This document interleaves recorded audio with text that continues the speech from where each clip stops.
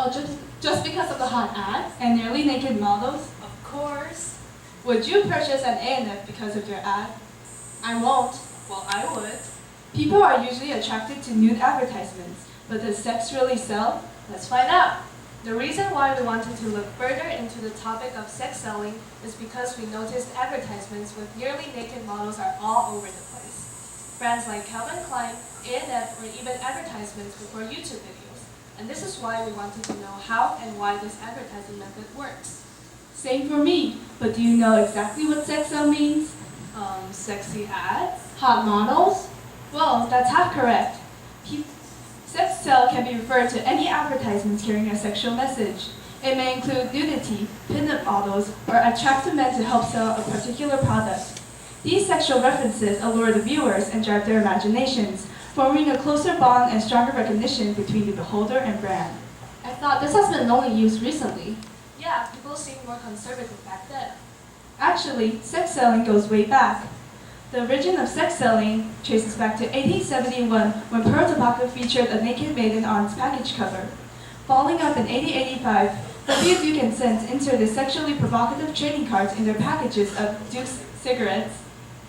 In the late 1960s, people started to demand for the freedom of speech and weren't afraid of talking about sex, which leads us to the sexual revolution. Companies have made use of sex in multiple industries ever since. Well-known clothing brands such as Abercrombie & Fitch have been infusing their advertisements with sexuality and nudity since the late 1990s. In food industry, Peanuts Veggie Love commercial displays models looking at eggplants, pumpkins, and other vegetables. Likewise, in car industry, Nissan presented its Nissan Juke with a model in bikini.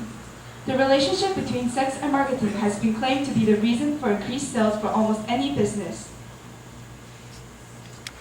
Wonder how all these work biologically? Well, when you're exposed to erotic stimuli, origin deep within your brain, the nucleus accumbens becomes activated, which is thought to play an important role in accomplishment, pleasure, and laughter. Therefore, when we experience positive emotions, people tend to get influenced while making financial decisions. However, there are several particular circumstances in which sex selling doesn't work. People tend to have negative thoughts when seeing sexual imagery representing high-risk products. Businesses such as the aviation industry, the real estate industry, furniture, or any high-risk, high-insurance products. These businesses definitely have their own way of boosting their sales, but sex is not one of them. Advertising is all about getting the people's attention and selling the product. But is sex and advertising still the winning combination if it only gets the attention instead of selling the product too? People develop a particular impression or recognition towards brands such as Dior, Adidas, or Gucci Envy because of their extremely sexualized images. Indeed, sexual appeals in advertisements draw the customer's attention, but at the same time drive their attention away from the product advertised. What's worse, ads applying sexual imagery are growing at enormous rates and might thus further affect teenagers and society. The values and beliefs may encompass the objectification of human bodies and embody dissatisfaction among youth and adults, which causes tremendous harm to their mental health. With more and more people aware of the negative effects, desire to purchase the products may decrease. With the supporting and opposing points of view being said, we wanted to know how people really feel about this advertising method, so we conducted a questionnaire for all of you to fill out for us. We showed you 3 sets of pictures, each containing a rather conservative advertisement with a more explicit advertisement.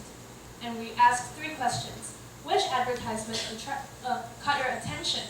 Which advertisement made you stay longer? And which product are you willing to prefer depending on the advertisement? The results were quite interesting. The sexy models definitely caught the eyes of the respondents. However, when it comes down to actually purchasing the product, most people claim that the advertisement doesn't really affect my decision. So what do you think? Is the charm still there? For me, whenever I pass by A&F, I always go in for the nice-looking guys working there. But to be honest, their clothes aren't as appealing as their employees. I could get clothes with the same quality but half the price at other stores. Yeah, me too. It's the models that attract me, not clothes. So does sex really sell? I think it actually did in the past. People tended to buy the product since showing large parts of skin during that period of time was more bold and exciting. Yeah, I agree. Nowadays, however, though we seem to be irresistibly drawn by sexually provocative advertisements due to biological reactions, this response has a limited influence on our decision when it comes to buying the product. Our data also demonstrates that people who are not affected by the amount of skin shown take up a great percentage. To sum up, unity may not be the absolute when it comes to a boost of sales these days. This is the end of our presentation. Thank you. Thank you, Gigi, Ellie, and Joyce. And for our next presentation, let's watch our second video.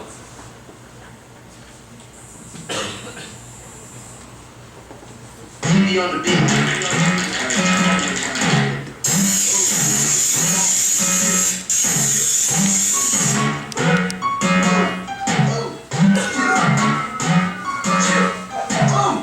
All the way from this shit. Popping out the rave,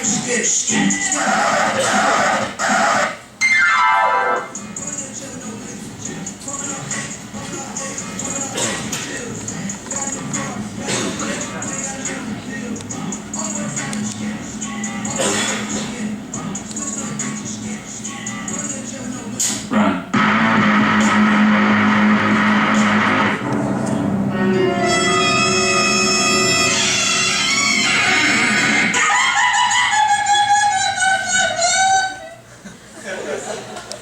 Let's welcome Jimmy on the topic of art or destruction.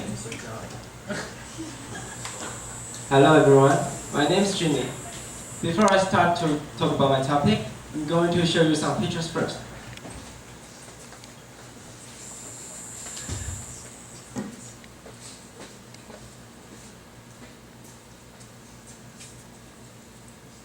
After you saw these pictures, what's your thought?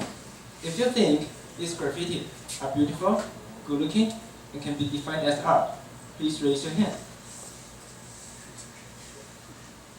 If you think these graffiti are bad looking, ugly, and it's a destruction of city property, please raise your hand. Okay, it seems like we have different views about whether graffiti are art or not. So, after you listen to my presentation, maybe you will have a brand new thought and we can reach a conclusion. So, today my topic is graffiti, art or destruction. Graffiti can be classified into 5 genres: spray painting art, tag, throw up, stencil graffiti, 3D graffiti. Let's start from spray painting art first. Spray painting art is the most common form, and the toys used are of course paint cans. Because the paint contains harmful substance, so the creator has to put on gas mask when they are working on graffiti. This is a picture of spray painting art. Next, I'm going to introduce tags. It appeared in 1961. It is a type of graffiti developed by the teenager in Southern California. The creator used the name to be the theme and make it into sticker. Compared with other kinds of graffiti, tag is much easier to create. Nowadays, the subject of graffiti is no longer limited to the name. It can be a hip-hop symbol, and the most popular one is gold. Here are some examples of tag. Next, I'm going to introduce throw up. A throw up is like a more complicated tag. It usually has 2 or more colors and bubble-style lettering. And throw up is also a mainstream of graffiti culture. Here are some examples of throw up.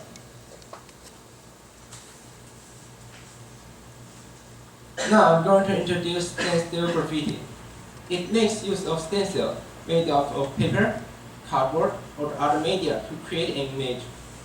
It is probably the most popular technique in the world web, in graffiti and street art worldwide, because it is easy to reproduce their work. So the creator can just do it fast, so that they can run away before getting caught by the police. Here are some examples of stencil graffiti.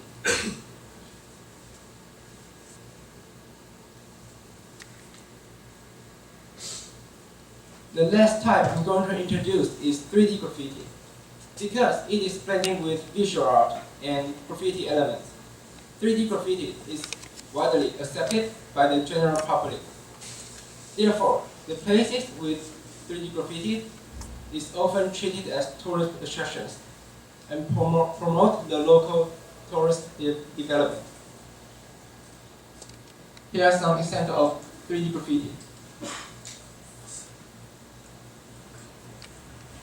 With all of the information, I want to know what other people think about graffiti. So, I made a questionnaire on the internet. There are 4 questions included. Is graffiti an art? Is graffiti a bad thing? And what are the influence of graffiti in the landscape? And should graffiti be regulated?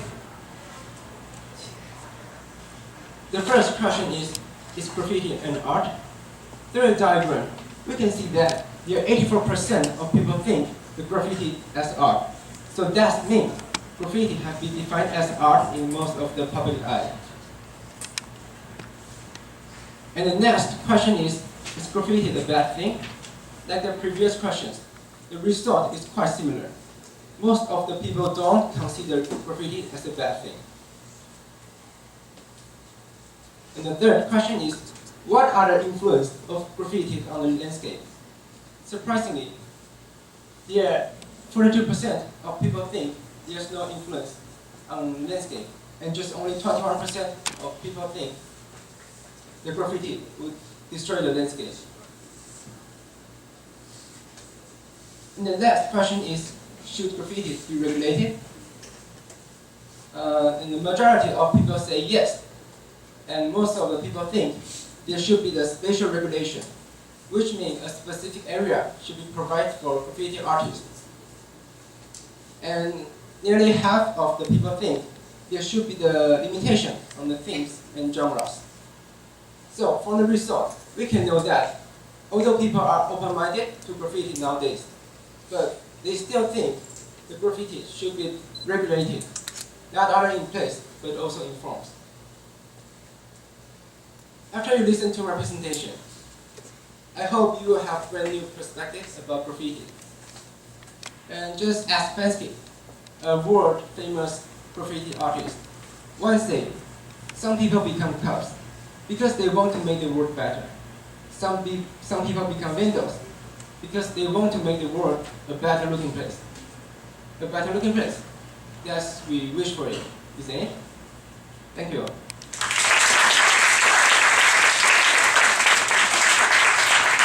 Thank you, Jimmy. Next, let's welcome Max on the topic of dark phobia.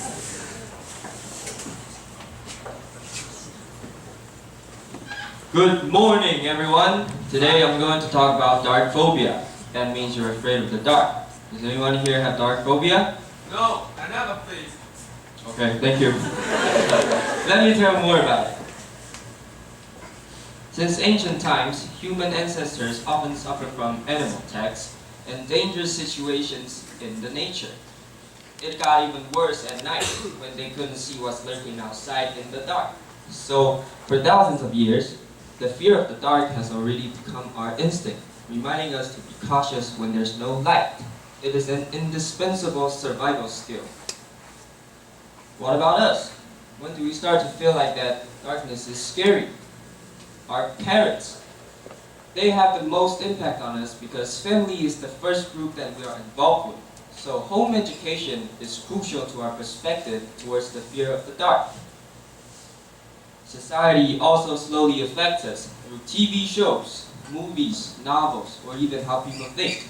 They can change our point of view, so parents should give their children the right idea about it so they won't be easily scared in the future. Do you know why you're afraid of the dark? Anyone? Anyone? Okay, thank you. Most of the people are afraid of the dark because of the media's mass communication. Because we watch TV almost every day, so before you even notice, the wrong idea might have slowly rooted in our head. Is it possible to get over dark phobia? What do you guys think? Yes. Yes. Yes. Yes. Yes! There are a few ways to solve our problems. And they're not just any tips that your parents might have taught you, but are actually designed by psychologists. there are two kinds of methods. First, cognitive therapy. According to cognitive theory, our emotions are the product of our interpretation of the situation. Therefore, if we change how we think, we can change our feelings for darkness. By constantly instilling the right ideas in our head, the therapists tend to replace our old ideas about darkness with new ones, so we'll feel more comfortable and relaxed when it's dark. Second, systematic desensitization. This therapy is put forward by Joseph Wolpe. He thinks that people can't deal with their stress, fear, or anxiety when they're nervous. So systematic desensitization is to repeat the scenario that you are afraid of while helping you to relax. And practicing for several times, you'll feel more comfortable and relaxed when it's dark. Which method do you prefer?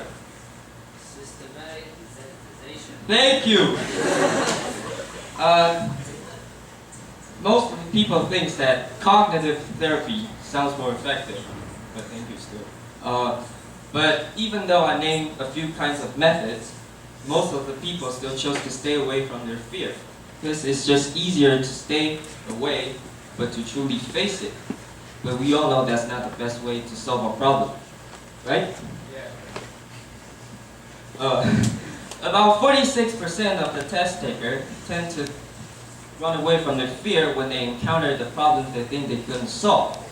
And, running away is not the best way to do it. Everybody knows that. But do you have the courage to do it?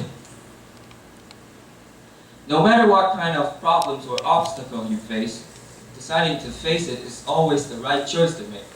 In order to succeed, to make a change, it all starts with the right attitude. The positive and optimistic way of thinking makes anything impossible seems possible.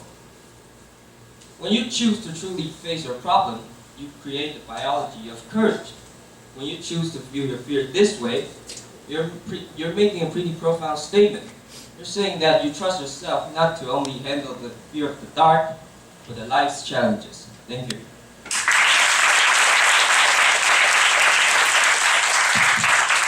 Thank you, Max. Next, let's welcome Dorian on the topic of scary clown, funny clown. Hello everyone. Today I'm going to talk about clowns. But before we start, I got a question for you. Are clowns scary or funny to you? Scary! Thank you. Whether you got an answer or not, through my presentation, we're going to embark on a journey to the answer. So let's get started. As we all know, last fall, Pennywise the dancing clown, aka It, terrified the world with his freaky smile and man-eating behavior. At first, I thought how could a clown be a main actor of a scary movie? However, I totally freaked out when watching it. It doesn't make sense. The clown which is supposed to amuse people shouldn't be scary. In order to clean up this confusion, I started research, so let's discover the secret behind the fear of clowns. The server theory is originally for robot design. Let's look at these two robots. Which one gives you more positive feeling? The white one. Most people would choose the white one because it has a body with head, with hand, with leg that make it look like human. But does it mean the more something looks like human, the more we like it? Let's look at this robot.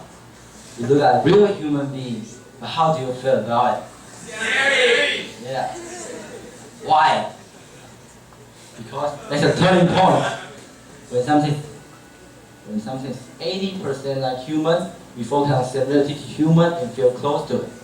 But when it's 95% like human, we focus on the difference and feel strange to it, and trigger the alarm in our mind. This dramatic turning point is called uncanny valley. The same theory also applies to clowns. Clowns look like human, but not completely human. Their big red nose, white face, all trigger the alarm in our mind and raise our negative feeling of clowns. In order to examine the theory, I designed a questionnaire for Shisong Senior High School students, and I got 89 responses. So let's look at the results. Most people think the human-like robot to be the most scary, while very few people think the panda costume to be scary. The result matches the theory indeed. According to the theory, when something is 80% like human, we focus on similarity to human and feel close to it, But when it's 95% like human, we feel some difference and feel strange to it. So there's a mental secret behind the questionnaire figures. As you can see in the picture, it is a Ku Klux Klan, aka Sankeda, which is known for their violent behavior toward blacks. But what made these honorable citizens into horrible criminals? The answer is the second theory, the individuation, which means when our identity is hidden by mask, makeup, or costumes, we tend to do something that we won't normally do in public, because we think that we don't have better responsibility subconsciously. Back to the clowns. They put on exaggerated makeup, wear costumes, they hide their identity. In this case, we are not able to know what they will do, so we don't trust them, even get scared of them. So here comes the question of the individuation. Which one is strange? The most people think the real makeup, the one with the real makeup is the most scary. In the second place, the one with thick makeup. And for the third place, the one with the mask. In the fourth place, the one with a sly smile. The result confirms the theory of the individuation. When we put on a mask or makeup or costumes, we are not able to know what he will do, so we don't trust them. So we get scared of them. It's a third reason of the fear of clowns. In the past, clowns show up in happy occasions, such as kids' birthday party, giving away balloons, making kids laugh. However, since 1940, the Joker made his debut on the comic Batman. His crazy and unpredictable behavior casts a shadow on the way people think about clowns. In addition, since 2016, thousands of clown sightings videos spread like wildfire on the internet. In those videos, they wear costumes, walking on the streets with balloons, looking around in the middle of the night. Whether these videos are real or not, the scary title and content definitely have a negative impact on the way people think about clowns. So the last question, which one is scary? It's plain to see most people think the Joker to be the most scary. Why? Apparently because of an impression from the Batman. The influence of mass media has created a scary stereotype of the clowns.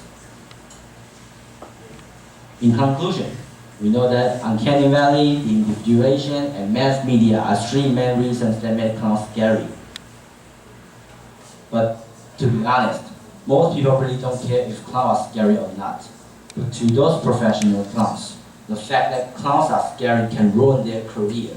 Imagine, if your kid will cry when they see a clown, are you gonna hire a clown for their birthday party?